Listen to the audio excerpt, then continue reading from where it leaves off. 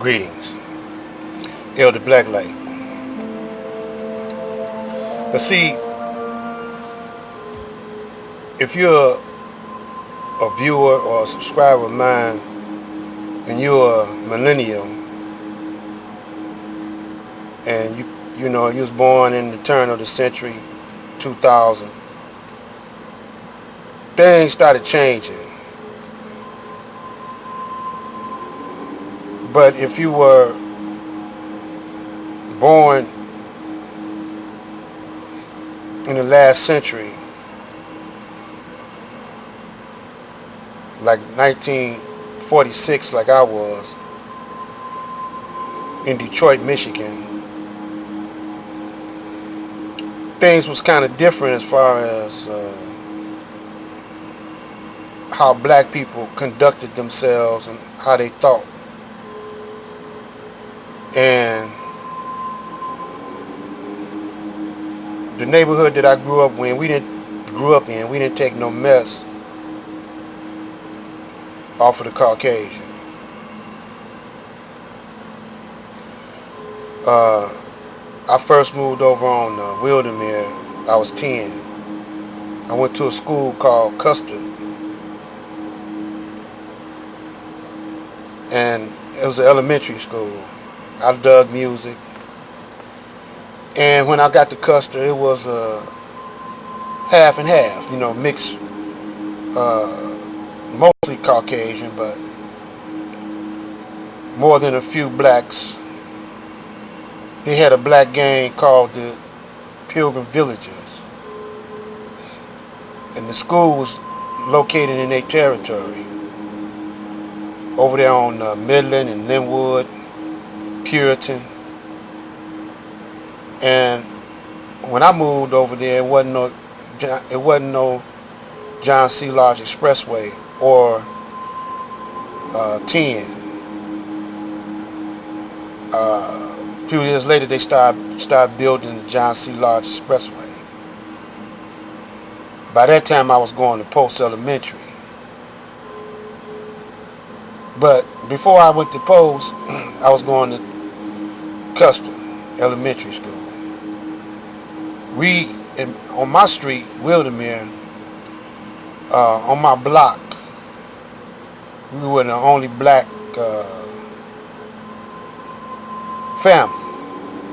Later on, another black family moved across the street. But down close to Finkel, I stayed between Bork and Chalfont, a block before you got to the railroad tracks. Going towards the south,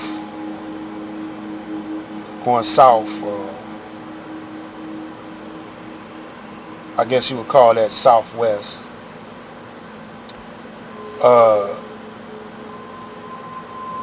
It was Davidson. It was a recording company called Golden World that moved right on Davidson and Wildermere a little later on. So when I moved over there, Jackie Wilson, they were already in the neighborhood. They stayed across Puritan on Wildermere. David Ruffin and Eddie and the Four Tops and them was living in Russell Woods. Diana Wasp a little later.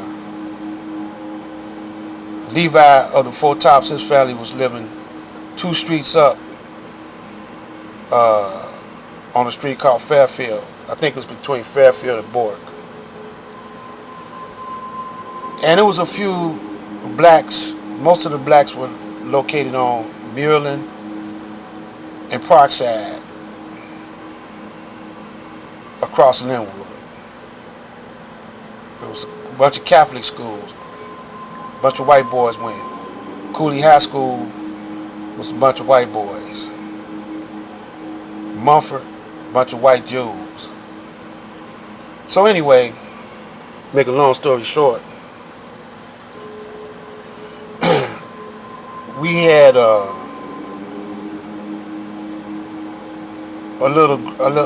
formed a little band, a little folk four four-piece band. I was on drums and singing, you know. And we did a birthday party.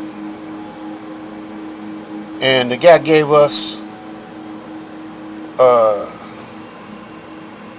$50. So I had to split it up with my band. I was 12 years old during this time. We have been, you know, having little skirmishes with the white boys. So, but, you know, it wasn't nothing serious. I don't want to go into details or every little thing that we was doing with the whiteys, you know, but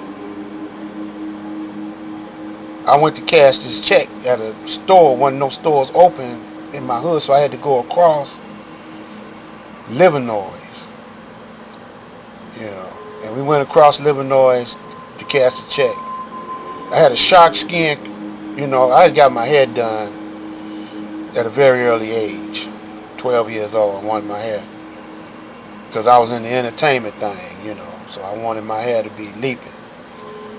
So I had what you call a spider web, waves going to the front, and a shark skin coat on. I was sharp. We was sharp back in them days because we wore, you know, gators and lizards, you know. And they didn't cost that much. And so went up there and tried to get the check cash. So it was two white, one whitey was it was two whiteys, one behind the counter, one in front of the counter, and they looked at us and they said, "Look at the monkeys and all dressed up.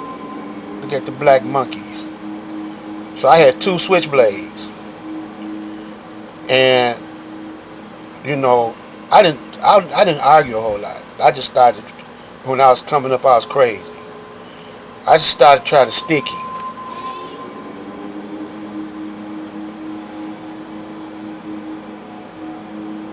So a friend, older guy was with us. You know, he's a couple of years older than us, and he was about 14. I was 12. And the guy grabbed me. He said, "Look, man," he said, "the white boy can kill you. He got a shotgun behind the counter. He can kill you." And said, "You was trying to steal something, man. I'll stick up the store. Let's get out of here." So I thought about what he said real fast, and we left. But that's the kind of thing we encountered. Later on, we came and terrorized. I took my boys up there while he was in there by himself, and we terrorized the store. They didn't stay there long. You know, they moved. And just all the further I'm gonna go with that. After that, you know, any white boy tried to set up a paper stand or paper route in the neighborhood, he had to pay us taxes.